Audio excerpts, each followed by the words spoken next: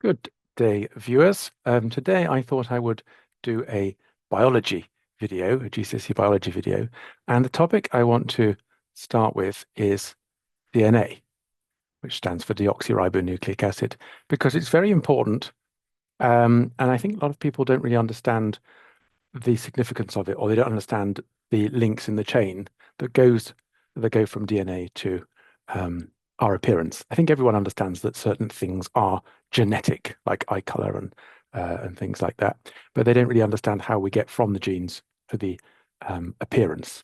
I should put in some technical language because really we're talking about what's called the genotype, which is what your genes genotype, which is what your genes are, versus your appearance, and the technical term for that is phenotype. It's the Greek word to do with like the appearance, shining out, phenein. So phenotype, which is kind of the appearance. I'll maybe write that underneath. So we've got the genes and the appearance. And how do we get from one to the other? Well, genes code for proteins. Now you might then say, well, so what? How does that get us any closer to your appearance? Well, quite a lot of the things that make you, or an animal, or a plant, whatever, is to do with the proteins they have. Okay, so we will explain that.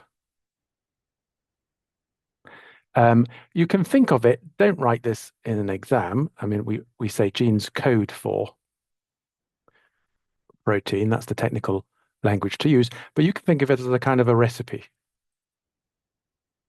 right? Just like you might have a recipe for a cake. In fact, all of the genetic material together, it's called the genome.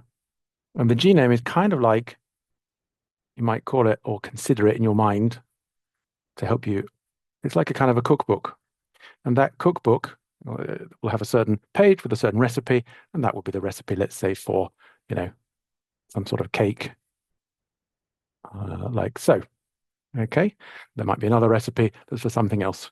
So genes code for proteins, and proteins are extremely important, and I'm going to explain why that is. When you think of protein, you might think of diet, and you might know that if you're, I don't know, if you're a bodybuilder or something, you might want to eat a lot of meat. You can eat beans and legumes and things, but meat's quite good. And that's because protein is muscle, basically, right? So if you eat animal protein, you're eating the muscle, the steak or whatever. And what happens is that you eat that, you digest it, you break it down into the amino acids, and then you use that to build your own muscle. Okay, so you are meat, you are protein. Again, so you can see that genes code for the proteins. There are lots of different sorts of muscle. There's a sort of obvious ones, biceps and triceps, but then there's things like smooth muscle that move food through your digestive system. Muscle, very important. You can think about genetics in terms of appearance, like we've just said, and we know that some people are more muscular than others, and that might be to do with their activities in the gym or whatever. But actually, there's a big genetic component, if you think about it, because men tend to be more muscular than women. And you might ask yourself why that is. That is to do with, again, it's genetics. The genes give you the proteins. The proteins here, though, that will account for that. Hormones. Okay, and it's not just the sex hormones. You might have testosterone, estrogen, progesterone, that kind of thing. You also have growth hormone, testosterone. I'll just put, yeah, it's a growth hormone. So obviously, if you don't produce growth hormone, you won't grow, for example. And if you have testosterone, you might have more muscle. Anabolic steroids are a kind of a fake, an artificial version of testosterone, and that's how that causes you to lay down muscle. So again, we can see already how important proteins are. Some people are more muscular. Some of it is to do with the hormones in terms of how muscular they are, how they grow, that kind of thing. It differs by populations. Some populations of people are really tall, some are really short. And there we are. Another way in which people vary I'm focusing just on people, obviously.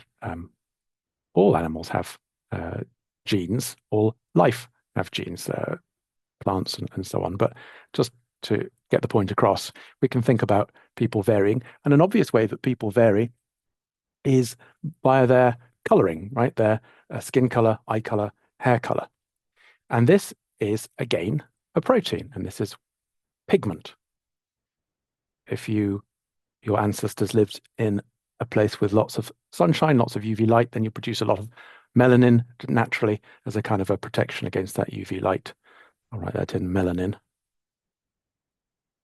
Whereas if you live somewhere where the sun is a rarer thing, then you only produce it when needed. So that's melanin in the skin.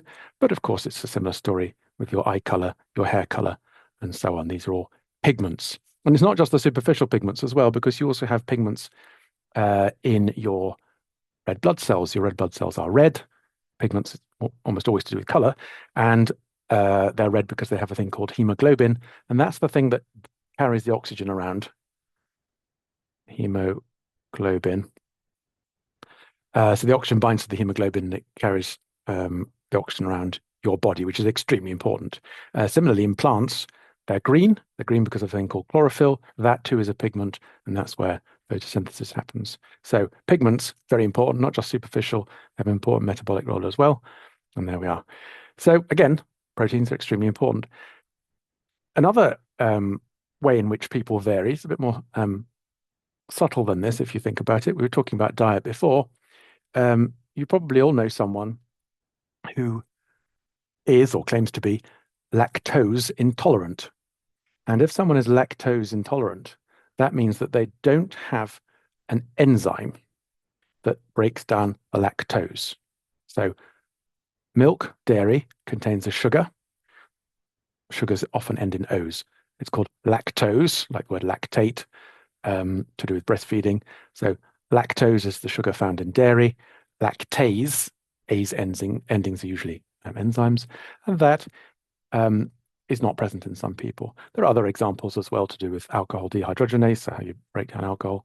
But again, you can see that enzymes are also really important things in terms of making a functional human, functional animal, functional organism. So I hope that sets the context for why genes are important, right? So on the one hand, we've got this funny little, it's what's called a double helix. It kind of looks, if I'm clever, I suppose I can do it in different colors because it's actually two.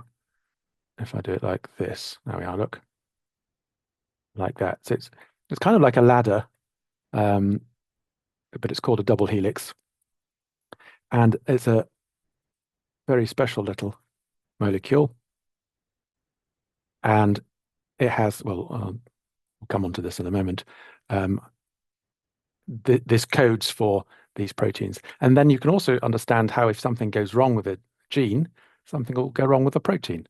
And so you might not produce a certain hormone or a different variant of it. You might not produce a certain pigment. You might not have brown eyes. You might have blue eyes, or you might not produce a certain enzyme, and maybe you can't digest something. So again, genotype, phenotype, proteins in the middle.